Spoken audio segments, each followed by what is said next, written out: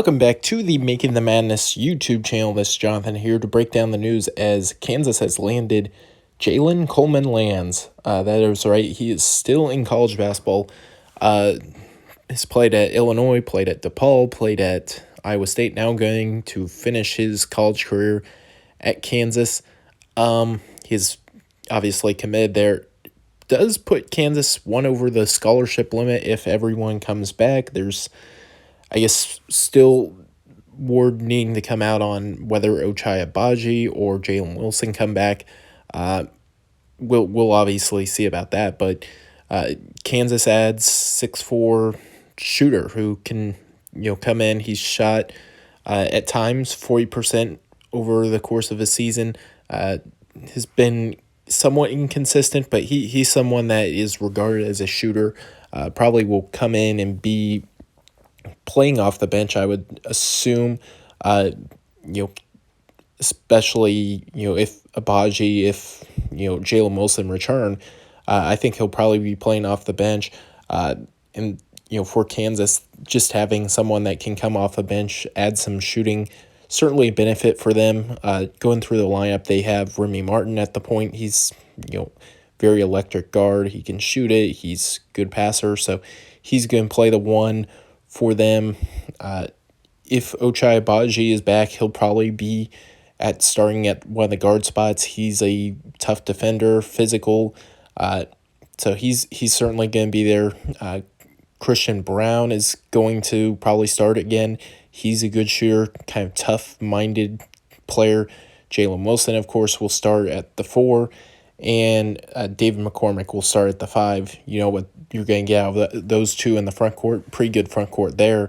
And then just look at the bench. They still have Joe Yesufu. Now, of course, adding in Jalen Coleman-Lands. They have DeJuan Harris. That is a good guard tandem come off the bench. They have a lot of pieces to this team, and a lot of depth. They can bring Mitch Lightfoot off the bench. They can bring Cam Martin. They can, Zach Clemens, who is their highest rated recruit, top 50 recruit. He might be like the 10th man, which speaks to the depth of this team. And of course, Jalen Coleman-Lands will kind of fill in at one of the bench spots. But, just for this Kansas team, if everyone does come back, this is a clear, I think, top 3 preseason team, I would say. I'd still say Gonzaga probably going to end up being number 1. Wait and see, but I'd say clear top 3 team, at worst top 5 if everyone comes back. And if I think the one that you question, maybe this is just Ochai Agbaji insurance, because you don't really know if he's going to come back. I think he does, but obviously adding in another shooter off the bench, adding in another kind of wing player to fill in his role does make sense. This is why the commitment makes sense.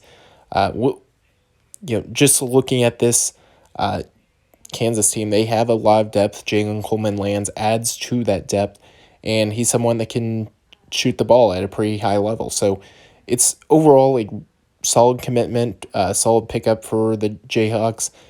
Not a great pickup. He's going to be coming off the bench, whether Agbaji comes back or not. I think the first man off the bench needs to be Joe Yesufu. But Yesufu, I think, would slide into the starting rotation, or DeJuan Harris. I still think Jalen Coleman-Lands does end up coming off the bench, but certainly, having an elite shooter coming off the bench, it's certainly something beneficial to have. So, solid pickup for the Jayhawks. Thanks again for tuning in to this episode of the Making the Madness YouTube channel.